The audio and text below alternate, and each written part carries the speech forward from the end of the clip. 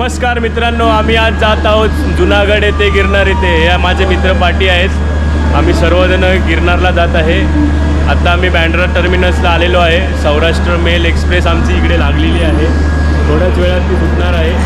1:40 time आहे त्याचा. हे सगळे माझे मित्र आहेत. आहे काय सुटली, आमची ट्रेन सुटलेली आहे. हा आमचा मित्र आहे. ह्याच्या नादात ट्रेन सुटली असती आमची आताच, पण या मित्रामुळे आम्ही वाचलो आणि पकडली ट्रेन.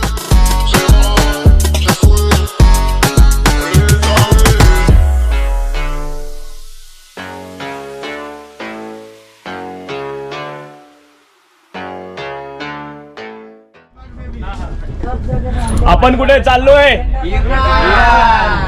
आमची जस्ट ट्रेन सुटणार होती, पण या मित्रामुळे आमची ट्रेन वाचली. आम्ही आता अंधेरीला पोहोचलेलो आहे. हा जुनागडचा प्रवास आहे. तब्बल 16 तासांचा प्रवास आहे. आम्ही सकाळी 5 वाजता जुनागड स्टेशनला उतरू. जस्ट आम्ही अंधेरी क्रॉस केलेला आहे. सकाळचे 5:13 वाजलेले आहेत आणि आम्ही आता जुनागड स्टेशनला पोहोचलेलो आहे. प्रवास खूप उत्तम होता. फक्त मी जेवणाला 3 रेटिंग देईन. जेवण चांगलं नव्हतं एवढं. आम्ही आता 5:13ला जुनागड स्टेशनला उतरलेलो आहे. हा जुनागड स्टेशनचा परिसर आहे.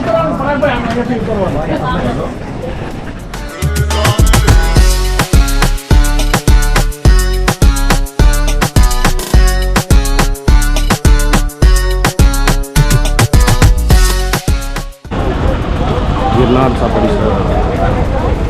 हे समोर जे लाईट आपल्याला दिसत आहेत ते मेन गिरनार पर्वत आहे. आणि या साईडला एक शंकराचं मंदिर आहे, भवनाथ शंकर मंदिर. जुनागड स्टेशनमधून गिरनार तलाठी सुमारे 7 किलोमीटर आहे. रिक्षावाले प्रत्येकी 40 रुपये घेतात आणि कमी पण करू शकता. तुमच्या बार्गेनिंग स्किलवर डिपेंड आहे तुम्ही किती कमी करू शकता ते. इथे आश्रम आणि हॉटेल्स भरपूर आहेत, पण विकेंडला शक्यतो प्री बुकिंग करून या.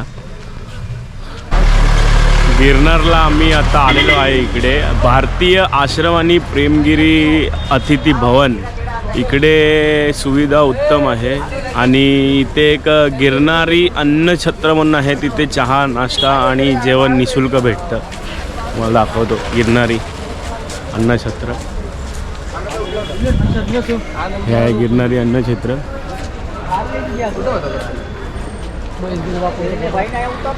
इथे लिहिलेलं आहे चहा नाश्ता निःशुल्क आहे इथे म्हणून.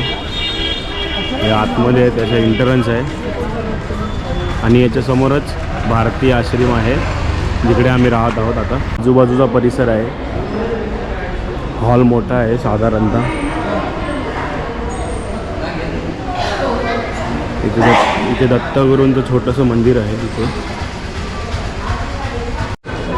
अन्नछत्रमध्ये आम्हाला पापडी आणि चहा भेटलेला आहे. मी आता नाश्ता केलेला आहे आम्ही सर्वांनी. आज आम्ही पूर्ण जुनागड साईट सीइंग करणार आहे. मी एक प्रयत्न करणार आहे गिरनार आणि जुनागडमध्ये जे आम्ही आता फिरतोय सध्या तरी, ते मी एक सिरीज बनवायचा प्रयत्न करतोय. ते लोकांना समजावं की इथे येणं किती सोपं आहे, त्याच्यानंतर भाडे किती होतं ते सगळं मी सांगणार आहे. समोर दिसतंय ते भवनाथ मंदिर आहे. याच्या लेफ्ट साईडनी रोपवेला जाण्याचा रस्ता आहे आणि राईट साईडनी चालत जाण्याचा रस्ता आहे. 10,000 पायऱ्या जे आपण बोलतो 10,000 पायऱ्या स्वर्गाच्या पायऱ्या त्या 10,000 म्हणजे. इथे फाफडा काढत आहे गरमागरम.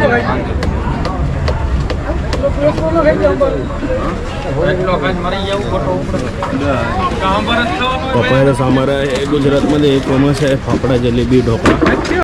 जुनागड सिरीज भाग 1मध्ये आपण बघितलेला आहे तर मुंबई ते जुनागड याचा प्रवास. आणि आता मी पार्ट 2मध्ये आम्ही जिकडे राहिलो भारतीय आश्रम त्याच्याबद्दल सांगणार आहे. तर पार्ट 2 नक्की बघा.